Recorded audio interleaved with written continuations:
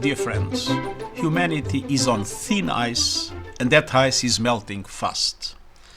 As today's report of the Intergovernmental Panel on Climate Change, IPCC, details, humans are responsible for virtually all global heating over the last 200 years. The rate of temperature rise in the last half-century is the highest in 2,000 years. Concentrations of carbon dioxide are at their highest in at least 2 million years. The climate time bomb is ticking. That's Antonio Guterres, General Secretary of the United Nations, at the launch of the latest report from the IPCC. Hello, I'm Anthony Day, and welcome to this edition of the Sustainable Futures Report. This new report, the AR6, will be the main story today, so I'm going to hold over micromobility and 15-minute communities until I can spend enough time on them to do them justice. But today we'll take a trip to a swimming pool, a cathedral, and a secret vault in the Arctic. This latest report, AR6 as it's called, underlines the urgency of the climate situation, but claims that it's not too late to stay within an increase of 1.5 degrees centigrade. It's still talking about a target of net zero 2050, even though many people are saying that that will be far, far too late, as I did in the last episode. It's talking about urgent government action to set out strategies for the intermediate stages. Targets are needed for 2030 and 2040, because if we are to have any hope of achieving net zero 2050, the rate of emissions must fall very rapidly and very soon. There's a sad sense of déjà vu. NASA scientist James Hansen warned the United States Congress of the dangers of climate change in 1988. Economist Lord Stern warned the British government in 2006. Only last year, Antonio Guterres himself expressed frustration at COP27. We are on the highway to hell with our foot firmly on the accelerator. All the time, emissions have been growing and temperatures rising. The summary for policymakers is more specific. Here are some of the statements it makes.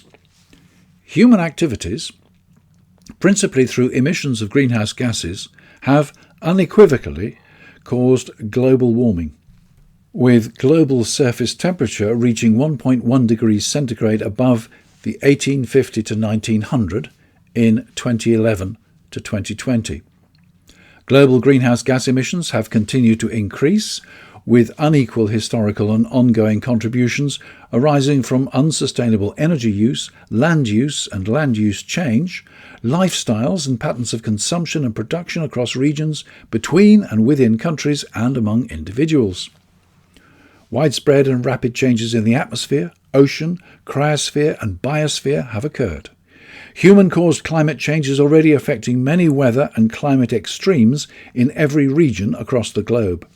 This has led to widespread adverse impacts and related losses and damages to nature and people. Vulnerable communities, who have historically contributed the least to current climate change, are disproportionately affected. And there are many more statements like that. I'm a bit concerned that at the bottom of each page it says, "Do not cite, quote, or distribute." Not quite sure why they've made it available on a public website then. Quite apart from AR6, a new report is out this month from the Global Commission on the Economics of Water. It's called Turning the Tide, a call to collective action, and in it they say, "We can no longer ignore the world's crisis of water. We will fail on climate change if we do not solve water. We will also fail on all the Sustainable Development Goals. No person, place, economy or ecosystem will be spared. A sustainable and just water future can be achieved. It requires a sea change in how we value, manage and use water.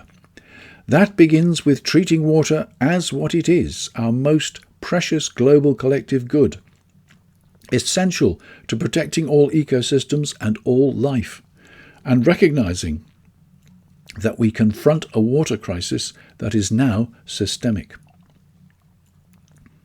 Water has been a very controversial issue in the UK for some weeks now. It has been revealed that the Environment Agency, the industry watchdog, has been starved of resources and is doing little to control the sewage pouring into the nation's rivers. Unlike almost any country in the world, the British government decided to privatise water and sewage some 40 years ago. It has become clear that instead of investing in sufficient capacity to treat the nation's sewage, most water companies have been abusing their rights to discharge sewage into rivers in times of flood by discharging it as routine. They have spent more on shareholder dividends than on investment in infrastructure and have treated such penalties as they receive for uncontrolled pollution as an acceptable cost of doing business.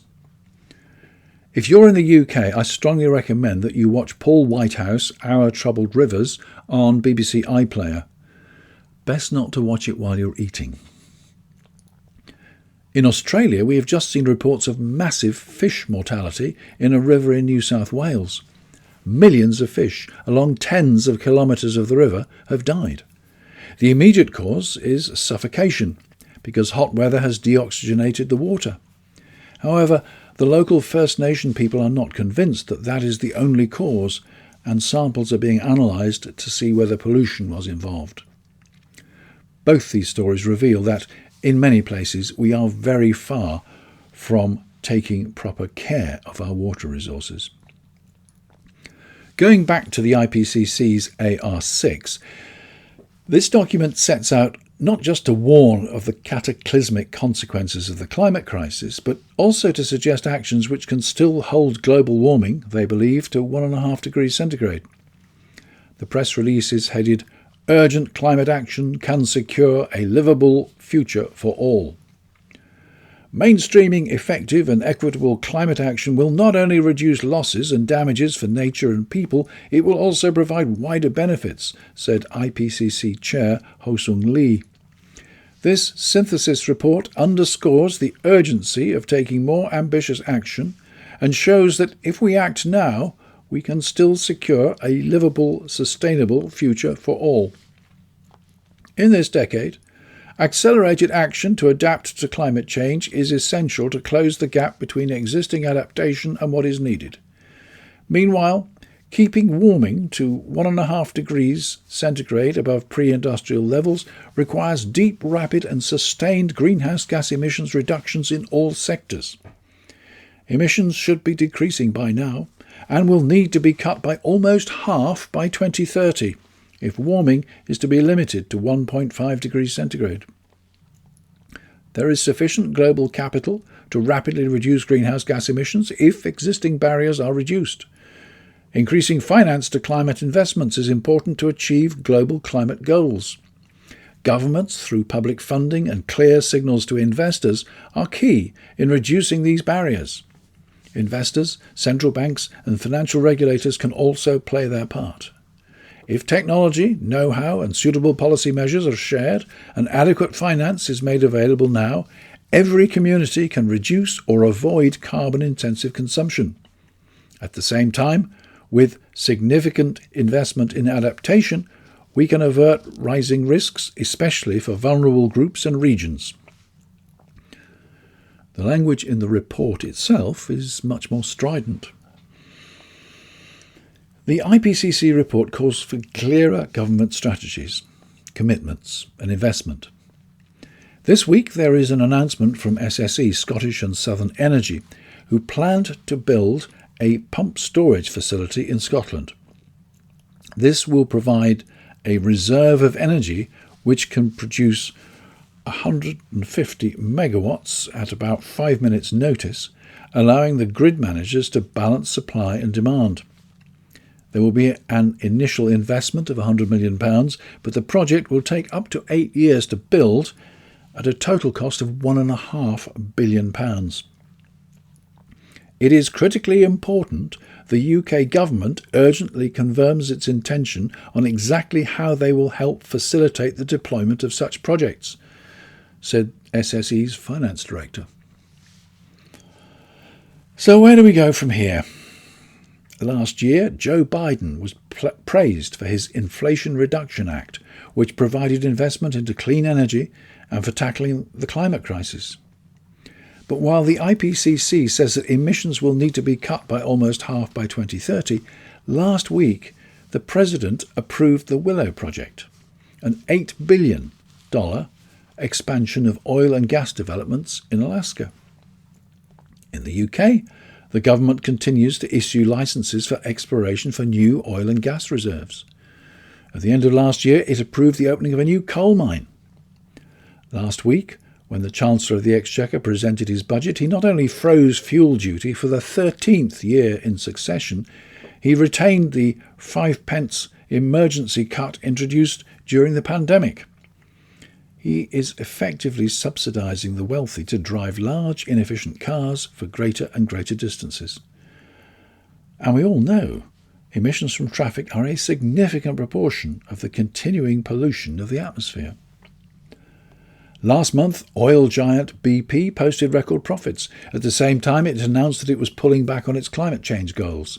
It cut its emissions pledge and plans a greater production of oil and gas over the next 7 years compared with previous targets. In the face of these inexorable commitments to business as usual, can we still hope that the messages from the IPCC will lead to sufficient change to meet the challenges? By the end of COP28, I count on all G20 leaders to have committed to ambitious new economy-wide nationally determined contributions encompassing all greenhouse gases and indicating their absolute emission cut targets for 2035 and 2040. The transition must cover the entire economy. Partial pledges won't cut it. I look forward to welcoming first movers on the acceleration agenda at the Climate Ambition Summit in September in New York.